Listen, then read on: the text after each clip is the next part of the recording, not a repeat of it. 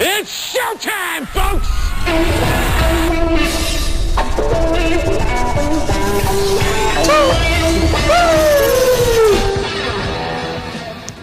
Ladies and gentlemen, Impact Wrestling fans, I'm back once again, and I'm here to give you my top thoughts on a most recent episode of Impact Wrestling. The Windsor tapings, we got off to a phenomenal start. Normally I'd have a few videos, but I just decided to throw everything into one, so I'm not going to waste any more time. I'm going to get right into this. Rich Swann, he had a fantastic debut against Trevor Lee. They had a phenomenal match. That was a glorious free TV match, and probably the best free TV match of the week, or at least in the top 2 to 3. It was phenomenal. I really liked it. It was a good debut for Rich Swann. Seems like he has things together, and he is going to be a phenomenal add to the X division. And sooner or later, he's going to get his hands on that belt, and there's just so many feuds for him that should take place. Rich Swann versus Desmond Xavier. I mean, the list goes on and on and on and on and on. The X division is just growing and growing and growing greatly. So moving on, the Windsor crowd. Look, I know you can't see me right now, but I'm standing up. I'm giving a standing ovation to the Windsor crowd. They weren't perfect, but you can tell the difference. And I have nothing against the Impact Zone crowd, because there are people that, we converse with on Twitter that regularly goes there, and I have no qualms with the Impact Wrestling crowd, but from top to bottom, everyone in the building is not a wrestling crowd.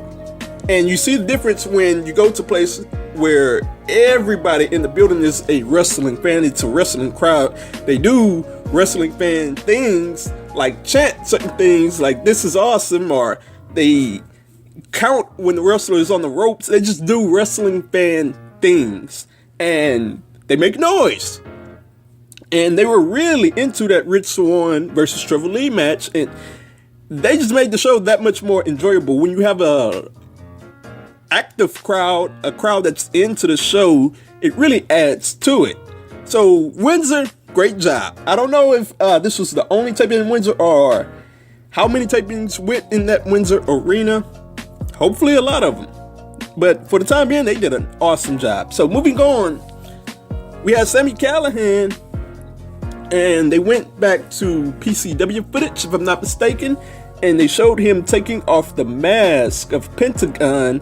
And I gotta say, that's quite the shocker when you actually see a wrestler actually take off the mask. We see thousands of times where they do the spot to where a wrestler is about to take off the mask and they tease it, and then they just go back to working the match, or working wherever they are after the match or before the match, wherever they are. But he actually took off the mask. I was pretty shocked by that. So I tell you what, this adds to the angle, and I really like the match that we have coming up here. We have a mask versus hair match. I really like that idea. I gotta tell you, if I'm not mistaken, I'm going way back in the memory bank here. I think something like this took place in WCW. Mask versus hair. I think it was Mysterio and Eddie Guerrero, if I'm not mistaken, and they tore down the house. If it wasn't hair versus mask, Mysterio and Eddie Guerrero, I do remember that match. It was just a phenomenal match. Going all the way back, I think it was in 97, 96, 97, one of those times. But they tore down the house, regardless. But looking at this match, Sami Callihan versus Pentagon Jr., I expect it to be a hard-hitting match. Not the fast pace that Eddie Guerrero and Rey Mysterio was, but I do expect it to be a good match. Sami Callihan can go in there and do some things, and obviously Pentagon Jr. is Pentagon Jr., and we have a nice stipulation on it, so there's some stakes at hand here, and I'm very much interested in seeing it go down.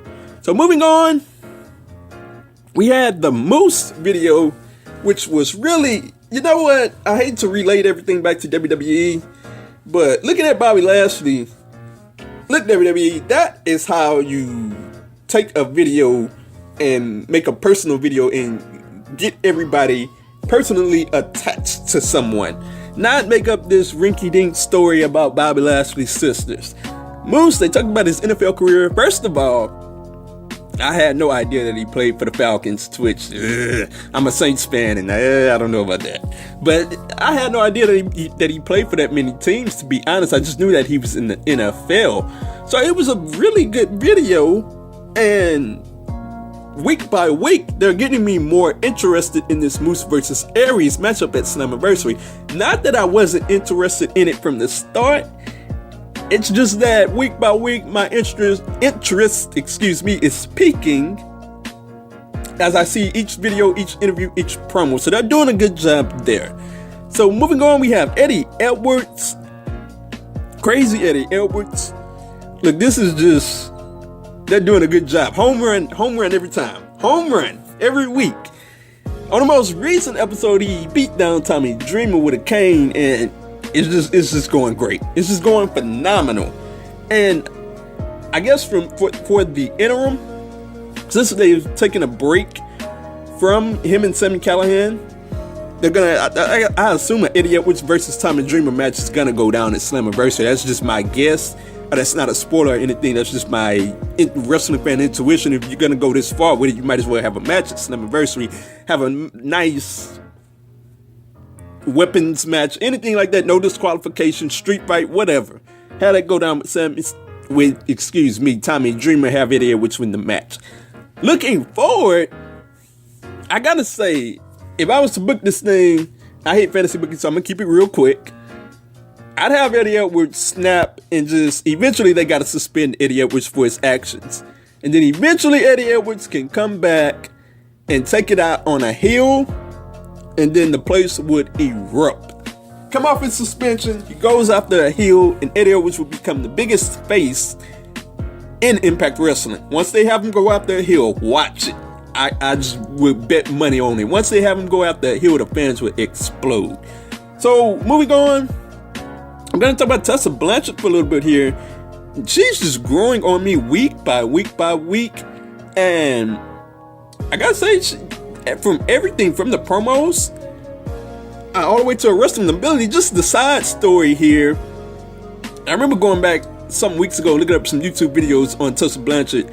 I had no idea that she had a trap rap Horseman remix beat for her theme music. And you know what? I'm one of the people that's like, I hate it when these kids, and I say these kids like I'm an old man, I'm just 30, but I hate it when these kids come and take my favorite songs and remix them into these trap rap, these beats, and it gets me annoyed. And the Horseman theme, in my opinion, is the best theme of all time. But her trap rap remix was great. It jammed. I couldn't even hate on it. I loved it. But sticking on topic here, Tessa Blanchard, the promo, she's done a phenomenal job there. The in-ring ability is just off the charts. She is the second generation athlete that we rarely see many times. You got Charlotte, we see The Rock, second generational people, Randy Orton. We always see these guys, these girls come out, and it's just something that stands above the rest. And as it pertains to wrestling right now, Tessa Blanchard is just standing above the rest, and her Knockouts title reign is impending. Not going to come anytime soon, but look, she's going to get the belt. She's going to have a long run with it. Last up, I have Allie. She made her return, and I'm happy to see Allie back. And it was a good return. The crowd had a very positive reaction to it, so that made it fun in its own right. So looking at the situation here, obviously Su Yung is caught up with Madison Rayne. She's going to be against Madison Rayne at Slammiversary. So Allie, maybe they can go with Allie versus Tessa Blanchard. Maybe they can get something started there. I would love to see that happen. And eventually one of those two is going to come up and challenge for the title. What I'm looking at right here is that I think eventually Rosemary has to come back and reclaim what's rightfully hers against Su Yung. That's the way I feel at the moment. That could change at any time. But eventually Rosemary is going to capture the title from Su Yung. That's just my opinion. And then once that's over with, then everybody else will come into play. Allie, Tessa Blanchard, Akira Hogan, all of them will come into play. So that's my thoughts from this most recent episode of Impact Wrestling. I'm very encouraged with the Windsor crowd. I didn't know how it would go. Was excited to see how it would turn out, and it just went wonderfully. So I'm excited to see the next episode. Tell me down below what did you think of this episode, and what do you want to see going forward heading into Slammiversary.